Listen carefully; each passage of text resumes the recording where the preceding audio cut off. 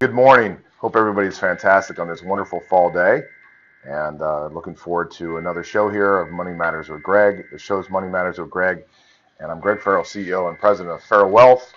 It's a wealth management firm that is local here to Valparaiso, Indiana, and also national with a number of different clients all over the nation. We've in a solid, I think, 16, 17 states now, and growing as things move on. We've had a crazy week in the market. I want to talk about that. Last week pretty much sucked. So going to go over that, just see how bad it did suck. It's pretty bad. So I want to go over that and sort of review things in this next half an hour. In regards to the stock market and what we're seeing as far as the volatility of the market in October, which is always the most volatile month of the entire year by far. And then we're going to talk about a book that was sent to me by my mom, who I love very, very much and always appreciate what she does. She's an investor and has been an investor for many, many years. It's really taught me to start in the investing world, and I've followed her path. She's always been a individual investor, but myself, my brother, and a number of other family members have all gone the other route where we actually do it for a living. But she sent me a book called Smart Women Finish Rich. It's by David Bach, and it's a New York Times bestseller. He's a best-selling author, 9-time New York Times best-selling author. So we're going to talk about that and some of the things in the second half of the show. But wanted to talk about the market first because this is what we do, and we basically try to help you with you and your money. So that's the show. Money Matters with Greg and 103.1 FM WVLP here locally to Valparaiso. We love being able to bring you some things that might be able to get you to think about investing, think about saving some money, growing, creating your wealth, protecting, preserving your wealth, distributing your wealth during your lifetime, and then ultimately distributing your wealth after death. So these are the 4 quadrants of wealth management we talk about all the time with our high net worth clients that we work with, and then also with anyone else that we like to be able to help in regards to the markets or as far as teaching financial literacy, which is exactly what this show is.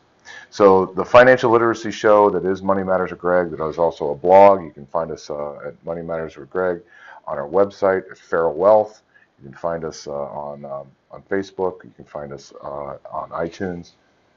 If you search Money Matters with Greg on iTunes, you can find all of our past podcasts. We have over 105 podcasts up, with more coming. This show will be up as soon as we can get it. And then we have our first show that went live on YouTube. On the YouTube channel, you just go to Farrell Wealth on that. It's Farrall. And also, you can reach out to me at any time if you have any questions. Any sort of things you want to talk about as far as topics for the show, just reach out to me. Email me at greg@farrellwealth.com. So that's how we find you, and hope you find us. And thanks for listening. I really appreciate you being with us today on this October 15th, 2018. Just a reminder to all those people out there that are self-employed. Maybe you're on extension on your taxes. I want to make sure if you don't know this by now, you have to file as of today. So today is tax day, and you might owe, you might not. Good for you. I always make sure you're talking with your accountant and working with your accountant. If you haven't done it by now, it certainly is going to be last minute. So please make sure you remember that today is tax day if you're filing, and you did file on extension, which many people do. Many people in our world certainly do, because their K-1s either come through in June or July, and they have to push past that April date. And I highly recommend you work with your tax accountant, and as to whether you have to or not. But that's basically just a quick reminder here, October 15th. All right, so let's go back about 5 days and talk about October 10th, and just talk about how much it sucked. We were down, just so you know, last week we were down about 1,300 points in the Dow in 2 days. So we had Armageddon Day pretty much on October 10th, October 11th, then followed through with we were down 800 and some points on Wednesday, and then followed through down over 500 or close to 600 points on on Thursday. So Friday came back with a relief rally that was about 300 and some points. It was as high as 450 and then sort of sold off. Today we're pretty solidly um, unchanged, down just a little. When I started the show this morning, in the Dow, the Nasdaq is down with many big names that you know down over 1.5%. So that's a follow through from the tech woes. And basically, what it comes down to is the concern about China and the tariffs and what's going on with the decisions that are going to be made in regards to the tariffs and then also interest rates. Our Fed chief came out and was a little bit more upbeat and more positive than the market liked, and that is certainly sent us into a tailspin in regards to the economy.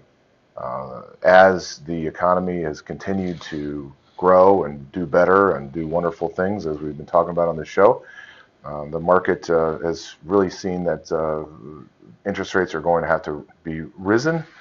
They've been raised, let's see here, 3 times in this year and looking like a fourth.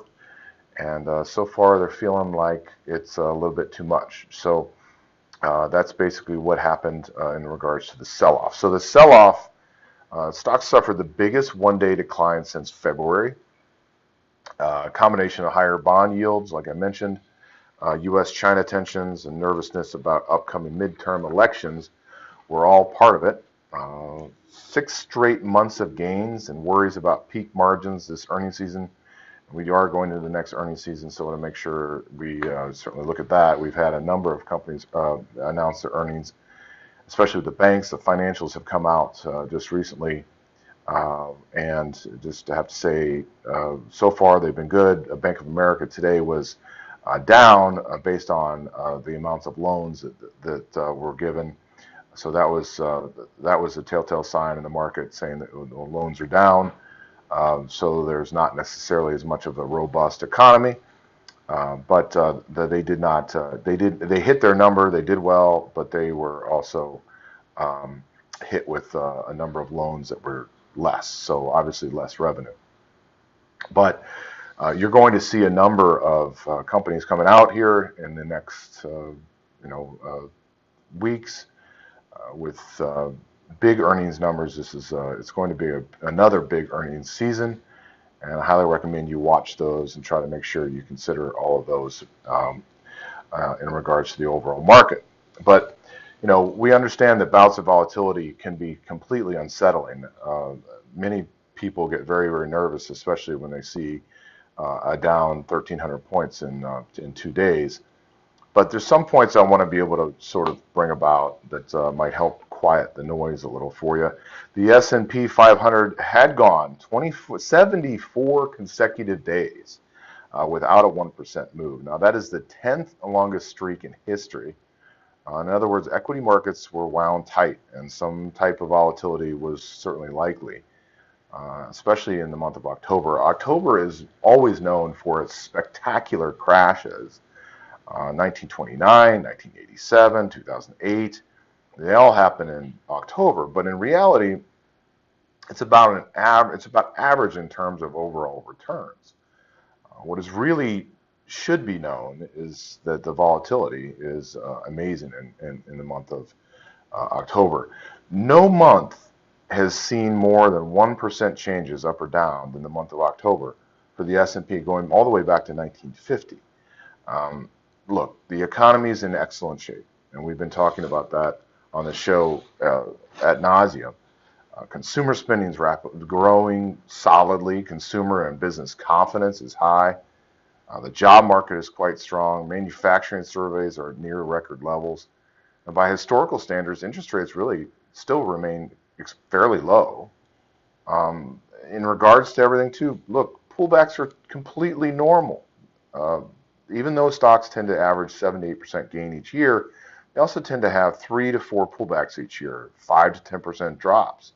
If you remember, this year we had well over a 10% drop, or just about the same at the end of January going into February. We were up 7% in the overall Dow, the S&P 500, as of January 26th, and then suddenly we dropped down to be down 3% for the year. So that was a 10% drop within a few weeks.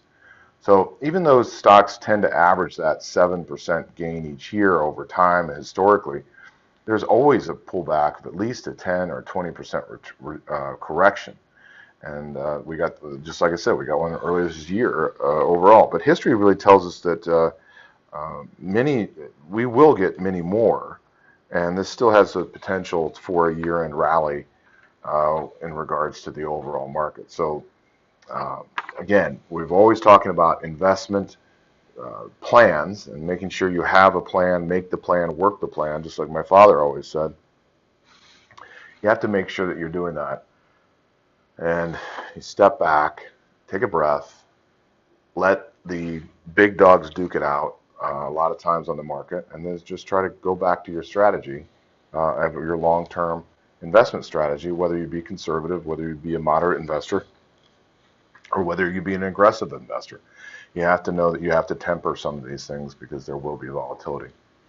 Corporate profits, of course, remain really quite strong. Consensus expectations of a 21% increase in S&P 500 earnings per share in quarter three, supported by U.S. economic growth, tax cuts.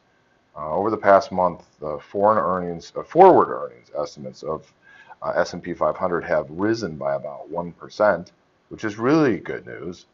And the tariff impact has had minimal to date, or minimal effect to date. It's been more media driven than anything else. But remember that repatriation of the money that was coming over has given companies a huge cash hoard that they may invest in growth and return that money to shareholders through dividends or special dividends or whatever it might be. But all of our favorite leading indicators point to a continued economic growth, leading with the leading economic index. We have an LPL Research. If you ever go to LPL Research, follow them on Twitter at LPL Research. They do a great job. Highly recommend you follow them. And we use much of their research here on the show. But they have a recession watch dashboard that indicates that we're only in the early signs of excesses that we've ended this past economic cycle, such as excess leverage, excess overspending, and extreme overconfidence. And that's what they call their over-index. Are we over borrowing? Are we overspending? Are we overconfident? And even the yield curve has steepened in the past few weeks to remain, which is a positive signal, because as we talked about on this show before, in the last few months with the inversion of the yield curve, that's a telltale sign of a recession. But that's steepened.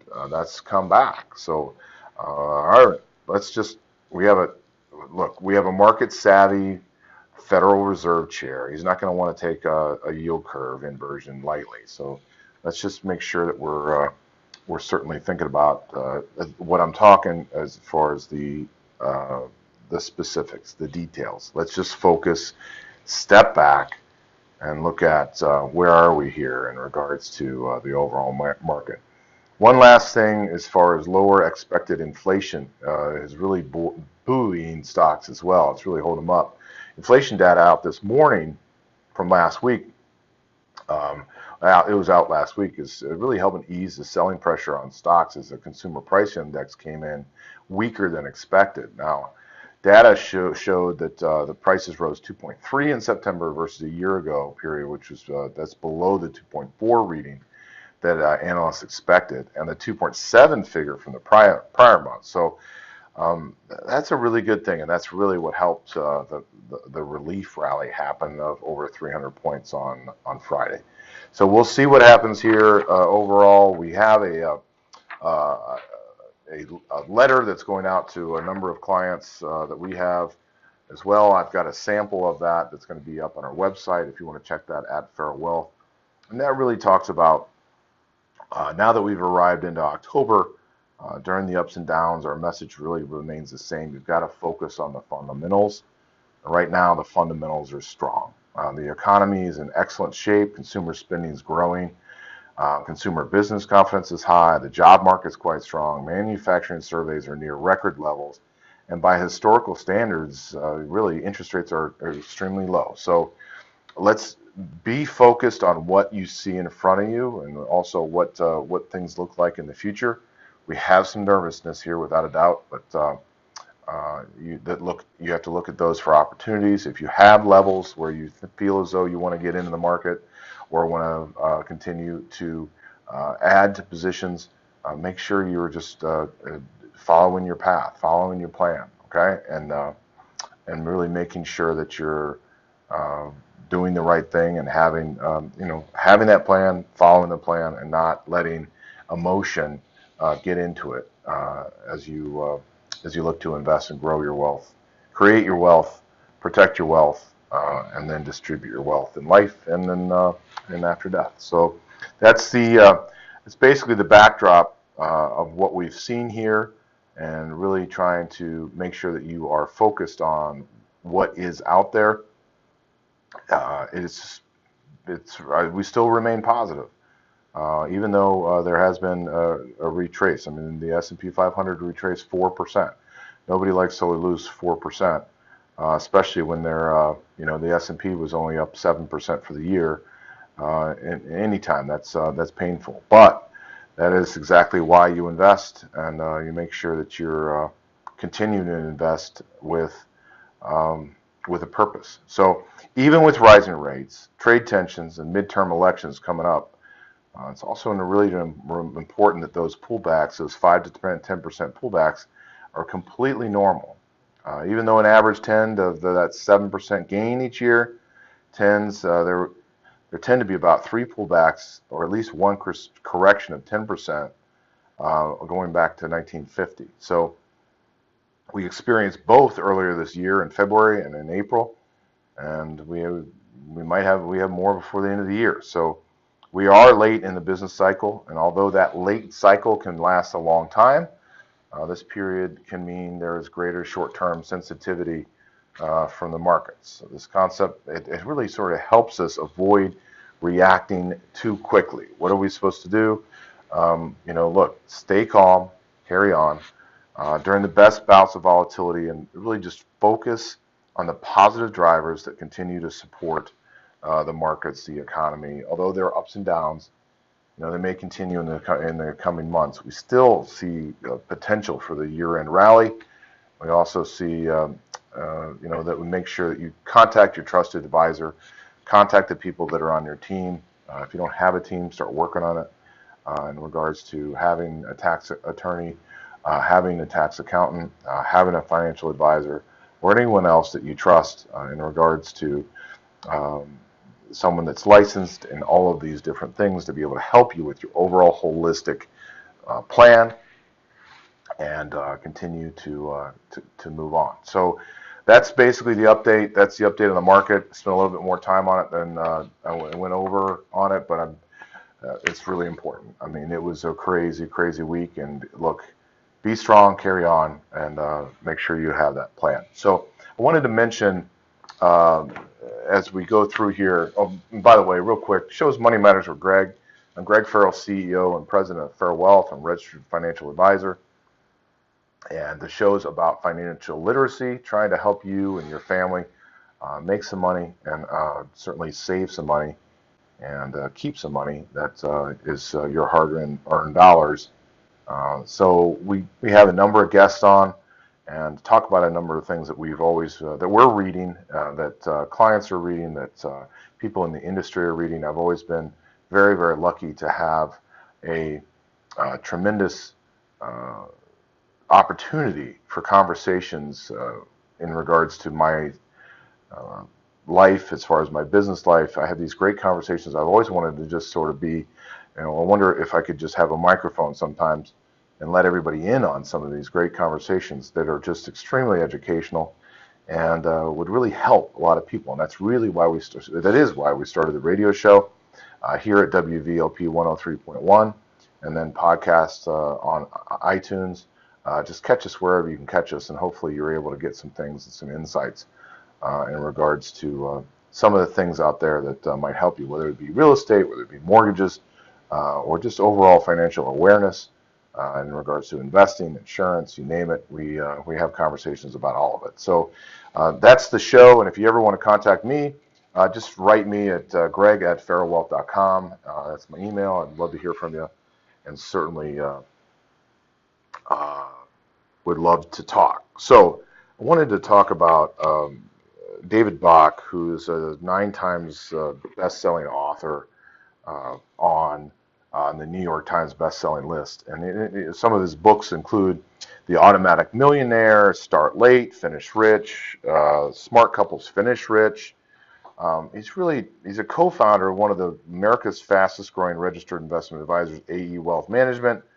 And he's a regular favorite in media with thousands of appearances. He's all over the place. He's been on Today's Show, and he really shares his strategies as far as living and finishing rich. So you can find his website at davidbach.com. It's davidbach.com.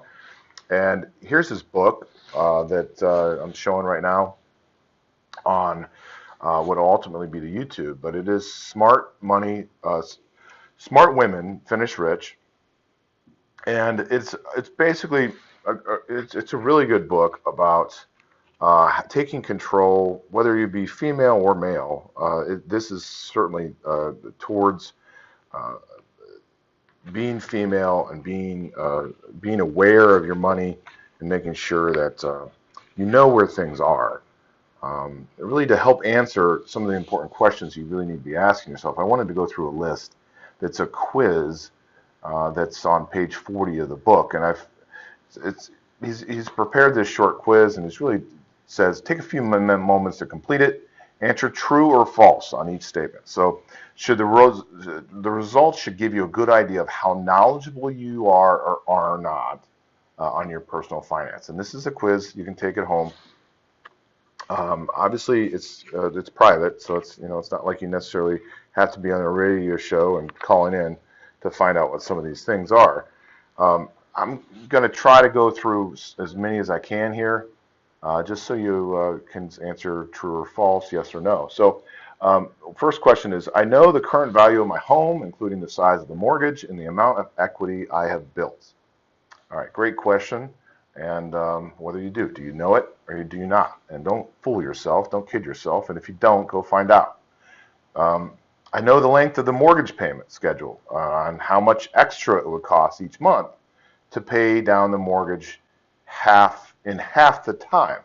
I also know the interest rate that we're paying on the mortgage and if it is competitive with today's market. Great question. That's what many people have been doing recently, obviously with the interest rates and how low they are.